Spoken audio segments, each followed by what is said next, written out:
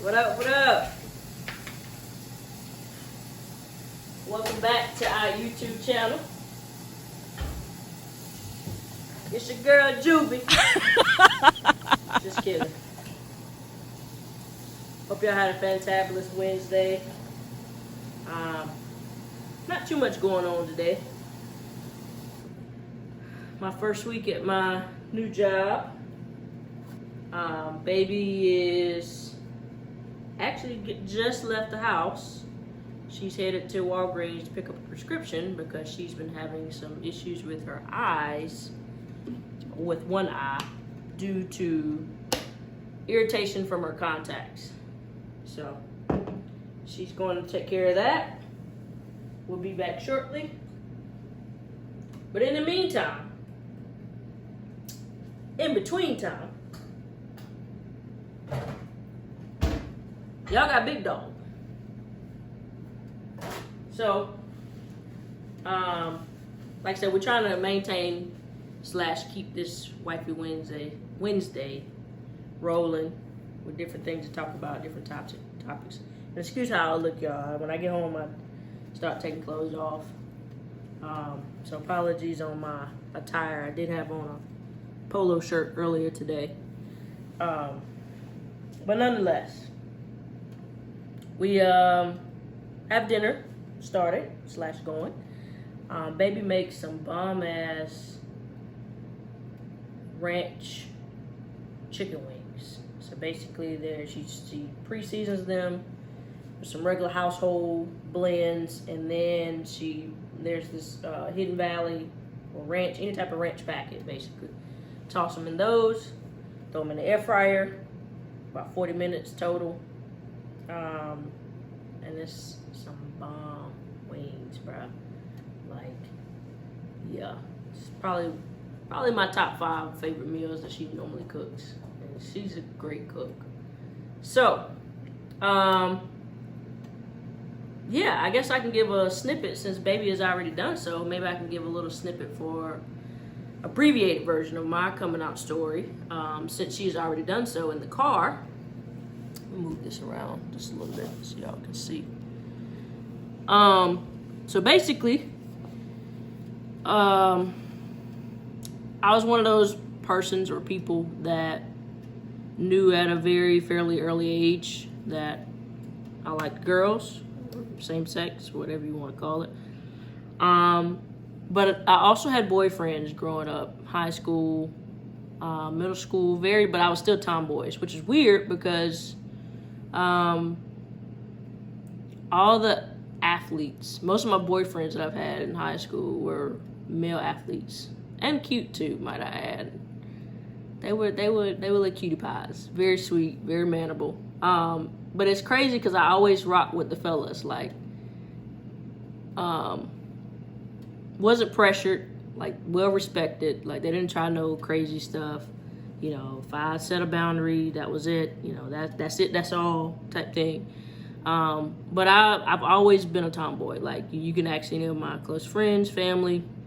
Never been the type to be a girly girl. Like, I've had my moments where, you know, I would dress more feminine, whether that be via a dress or try to dress more feminine with skirts or whatever, you know, growing up through my early teenage and even some college years, to be honest. You know, just giving it a shot, and it was always kind of awkward for me. Like, I could wear it, I could rock it, don't get it twisted now, you know. Humbly would get very much compliments on, you know, my appearance being feminine or feminine female, but I will always obviously enjoy being in more masculine presenting clothes. And I think part of that was just naturally being a tomboy, but also grew up playing sports, basketball, track, cross country, softball a little bit in middle school. And not to be stereotypical, because I hate that, but I just grew up playing with boys or playing with male cousins. And I had female cousins too, but I was always like out in mud, getting dirty, just country living. If you're from the 252, you know exactly what I'm talking about. Straight up country, Halifax County on the map. And even Shella tell you to this day, when I first took her home and she saw kind of like my hometown, she was like, what exactly do y'all do here? And I said, you're looking at it like woods, fields, four-wheelers, out just making up games. We were very imaginative kids. So if you weren't playing sports, during the time you weren't playing sports, you were, you had little gatherings with your friends, but straight country living. So we would be outside the majority of the time. And I'm really blessed and humbled to have that experience, because it offered me a good balance to where, I didn't have to rely on technology, or technology wasn't present or around. I was cool. Like, my family, we used to go camping almost every year, whether that was to the mountains or to the beach, like legit camping, in tents, on the ground, mosquitoes buzzing in your ear. But it was great. Like, and as a kid, I look forward to it. And even as an adult, like, I still appreciate stuff like that, because it has helped me to be who I am today, like being able to be adaptive. Like, so anything outdoors related, I don't mind. Like, it doesn't stress me out. It doesn't, like, oh my gosh, gotta be outside. Used to it, baby. We grew up on that. Drinking water out the water hose. What? Are you coming in no house? You out sweating, doing everything else. You're gonna stay outside where you belong, and drink from that water hose, because you better not let the air out. Y'all already know what's going on. So back to my original story, going back to that. So yeah, so I actually told my first cousin, which I call her my fave, Indira Bogans, Washington. She's the first person I told. And, about my true feelings and emotions and everything else. And y'all probably see me post her on my social media. That's my fam. Yeah, so she, kind of would ask me questions or whatever. And first I denied it, knowing, growing up in a Christian home. Religion background were very prevalent. Not to say that it wasn't, that I was ridiculed or anything by any stretch of the means of imaginations. It's just the natural expectations of growing up in a Southern Black home. And for my fellow people that live the lifestyle that we do, you know exactly what I'm talking about. Like, the expectation is heavy. And on my mother's side, my maternal side, I was the oldest grandchild. So it wasn't until 5 or 6 years later where my other cousins were born. So for the longest, it was just me. And it was, it was great during that time, because obviously learned a lot as a kid, growing up, attending church, Bible studies, Sunday service, just the real good Southern living, and the upbringing, with Christ, definitely in the household, in the lessons, talk conversations very early in my childhood about who he was and God and who they are to us as a family, as a unit. So very appreciative of that. And obviously that's the foundation for myself today, even still. But going back to the race, not the race, but the mind frame of a young child or a young kid having these feelings at an fairly early age, and like knowing what exactly to do, because obviously y'all know the history of people in our community, what happens, to them, whether that's unintended or not, as far as the comments, the remarks or whatever, and that even comes from family sometimes, not my family, but just in general. So the expectation was, unknown there. Like, I knew my family loved me and would always love me, but it's still that unsure of how people will react, especially, your parents. Like, I grew up a mama's girl, with her expectations of me. And, even with my dad and my stepdad, my other dad and stepmom and other mom, those are my units, my 4 units, and having to kind of navigate how their feelings may or may not could have impacted me telling them. So it took me a while, actually, to my adult time frame to really be open and have that conversation with everyone where I was comfortable, because even us as early adults in our early 30s or whatever, I think about in high school, middle school, yeah, obviously gay, lesbian was a thing, but it wasn't as, even then, like, I don't think it was even as open and accepting as it is like now. Like within the last 5 years, whenever Barack Obama solidified and made gay marriage legal, that's when everybody was like, oh, okay, yeah, let's do it. Yeah, let's support it. You know, other than that, it was kind of like, well, as long as we're not required, we won't. So, and that's just my personal opinion. Obviously, you know, to each his own. But yeah, so, you know, like I said, I dated both males and females. I guess you could consider that bisexual.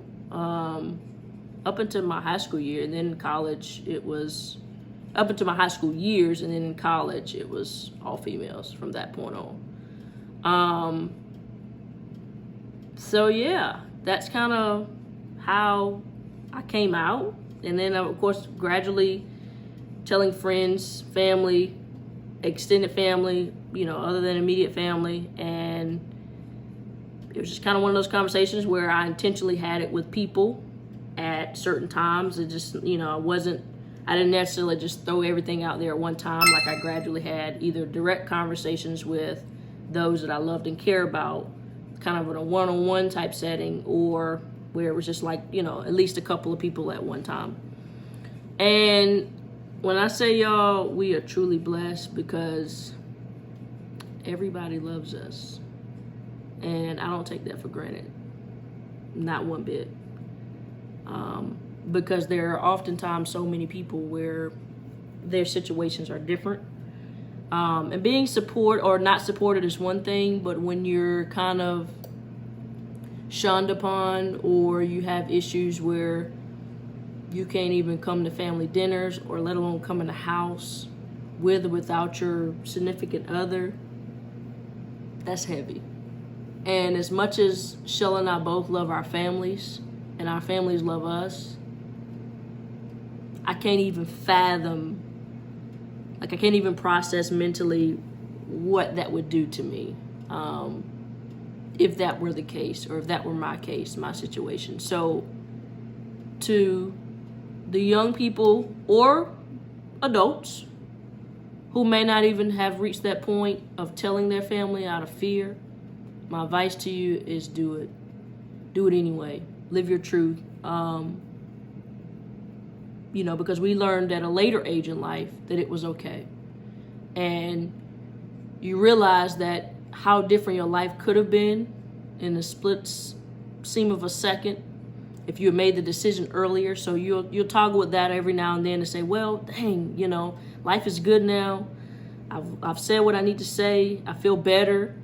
I wonder how different it would have been if I would have did this at 19 or 14 or whatever, the 21, 25, whatever the year that, you know, you come to terms with yourself and want to live your truth, how different life would have been. So that's kind of a nutshell of, I could go on and on about the specifics and the big details, but yeah, my cousin was the first one I told, like truly told about, yeah, your girl like girls. It was weird, man. It was like, it's kind of, you just know, like when you know, like not just physical attraction, but you know, mentally and emotionally. Like, women are emotional. And I think for me, it was like when I connected to another person emotionally, and that person got me without me having to ask or write it down on a piece of paper or text it or draw a diagram and say, hey, these are my feelings. That's when I knew, like, wow, you know, this could really be a thing. So yeah. Oh yeah, and I don't have on my ring because I just finished washing dishes, like y'all saw me washing dishes, but bam. Let me put it back on because Marcella Washington will whoop my, she can bleep it out. But yeah, that's about it, y'all. If y'all have any more questions about my specific story, feel free to ask. You know, I'm an open book when it comes to stuff like that, and I want to help. I want to help the next person. Like, this is, you know, that's what this is all about at this point, is growth and how our story can help somebody else, whether that be even just to provide support, or to give you the tools and advice, resources that you need to live your own truth. So definitely in the advocacy column, you know, for what we stand for as a community.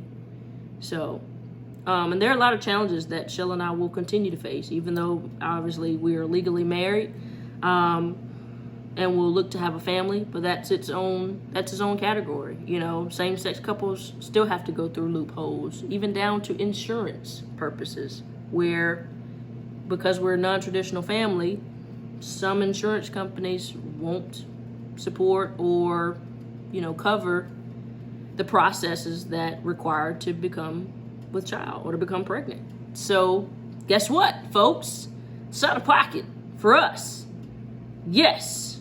So, you know, it's just those type of conversations or things that people, you know, traditional couples don't necessarily have to worry about, think about, and not their fault at all. It's just the other things that we have to navigate to get where we want to be. So when we say that when we celebrate a home, a car, a promotion, a new job, whatever that victory is, big or small, we mean that, because no one knows our story. No one knows our struggles. No one knows how strong people have to be themselves. Let me just leave that right there. Matter of fact, let me say it again. You have to be a very special person to be 100% yourself. I walked into an interview maybe 2 or 3 weeks ago for the job that I have now in masculine clothes with the freshest fade on the mat. I mean, gay. And went in there, said my piece, presented myself, and got the job. And that just goes to show the testament to the growth and change that our society is steadily getting to, which is good. But we still have a lot of work to do. So even just the mere fact of securing a job as a masculine presenting woman, a managerial job at that, you know, says a lot, because, you know, obviously the organization values diversity. I am a African-American lesbian woman. You do the math. The odds are already stacked. So yeah. Celebrate your victories, folks. And this is just for everybody, not just people in our community. Celebrate your victories, because no one else knows what it took, the many countless sacrifices for you to get where you are. And don't let anybody else tell you differently, that, oh, you know, why you bragging, or why you know, doing this, that. Like, don't let nobody talk you out your blessing, because God gave that to you.